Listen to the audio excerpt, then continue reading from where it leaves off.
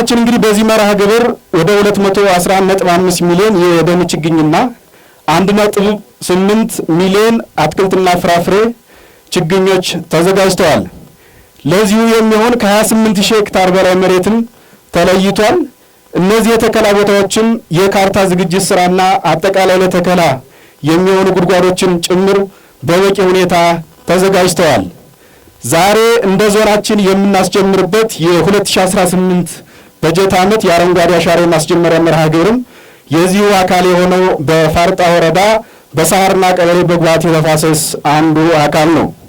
እንግዲህ አረንጓዴ አሻራ በሀገራችን በተለይ በዓለም አቀፉ መድረክ ከፍተኛ ተቀባይነትና ግሪን ኢኮኖሚን በሰፊው እየገነባች ያለች ሀገርና የብልጽግና ጉዞዋን እያፋጠነች ያለች ሀገር መሆኑን ያስመሰከርንበት፣ በአረንጓዴ አሻራ ስራችን ደግሞ የደን ሽፋናችን እንደ ዞናችን ተወስዶ ሲታይ ወደ 23% ከፍ ብሎ ያሳደገ፣ ምርትና ምርታማነታችን ከዓመት ዓመት እንዲጨምር ያስቻለ፣ የተፈጥሮ ሚዛናችንም ጭምር እንዲስተካከል ያደረገና በተለይ የሥራ ዕድል መፍጠሪያ እንደ ዋና ማዕከል ሆኖ የሚያገለግል ዘርፍ ነው።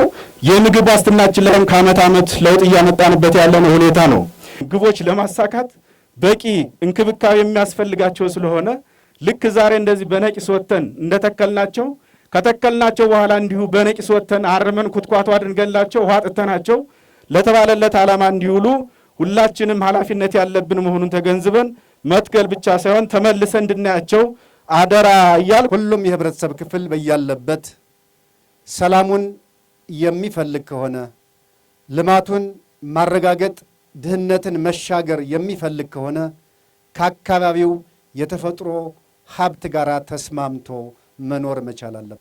ቀደም ባሳለፍነው ጊዜያት በያለንበት የህብረተሰብ ክፍሎች ከተፈጥሮ ጋር ባለን ተቃርኖ መስተጋብር የደንና የተፈጥሮ ሀብቶች በመመናመን በርካታ ህዝቦቻችን ለድህነት ሲጋለጡ ቆይተዋል። ይህንን መልሰው ወደ ነበረበት መመለስ ቅድሚያ ማህበረሰባችን፣ ቅድሚያ አመራራችን፣ ቅድሚያ የመንግስት ሰራተኞቻችን ከራሳቸው አይምሮ ጋር በመታረቅ ተፈጥሮን ያሳጠናትን ነገር መልሰን በመስጠት ዳግም ወደ ነበረበት መመለስ ይኖርብናል። ለዚህም በሀገር አቀፍ ደረጃ በየዓመቱ በቢሊየን ደረጃ የሚቆጠር የአረንጓዴ ልማት አሻራ በብልጽግና የፓርቲያችን ኢኒሼቲቭ በመሆን ሀገራችን በየዓመቱ በከፍተኛ ቁጥር የደን ከቨሬጅ መጠናችን በእጅጉ እየሰፋ የመጣበት ሁኔታ ነው ያለ። እንደዚሁ ምርትና ምርታማነትንም ጭምር በመጨመር በጣም ብዙ ለውጦች እያመጣን ያለንበት ሁኔታ ነው ያለው። በሀገራችንም የገጽታ ግንባታ በአረንጓዴ ልማት አሻራ አረበኝነትን ያረጋገጠ ከአፍሪካ ብቸኛው ሀገር ወደ መሆንም ተሸጋግረን እንደ ዞናችንም ከነበርንበት የምርታማነት ከ28 ኩንታል ወደ 36 ኩንታል አሳድገናል።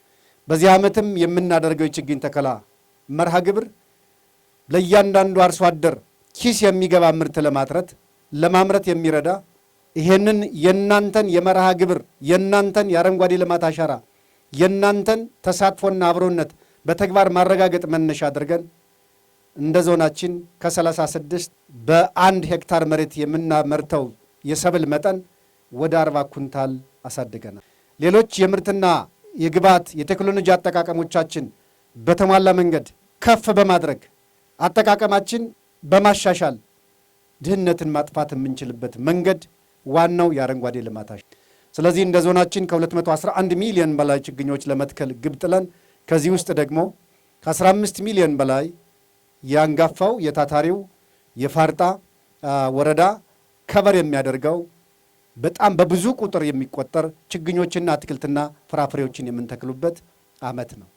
ለዚህም ዛሬ በመርሃ ግብሩ ላይ እንዳየነው በቂ ዝግጅት አድርጋችሁ ችግኞቻችሁን አፈልታችሁ ጉድጓዶቻችሁን አዘጋጅታችሁ እኛም ከእናንተ ጋር እንደ ዞን ይህን ዕለት እንድናሳልፍ ትልቅ ቁርጠኝነት ትልቅ ኃላፊነት ወስዳችሁ በዚህ ደረጃ አድርሳችሁናልና ለእናንተም ክብር ሞቅ ያለ ምስጋና ይገባችኋል። ተፈጥሮ ጋር ተስማምታችሁ በመኖር አብሮነታችሁን ጭምር በተግባር በማረጋገጥ ኑሯችሁ የተመቸ ድህነታችሁ የተቀነሰ የተደላደለና የፍቅር ቀጠና ለማድረግ አንዱ የማህበራዊ ትስስር መገለጫም ስለሆነ ይሄን ደግሞ እናንተ ተላብሳችሁታል ደርሳችሁበታልና ሁላችንም ደስ ብሎናል። መርሃ ግብራችን በይፋ ተጀምሯል።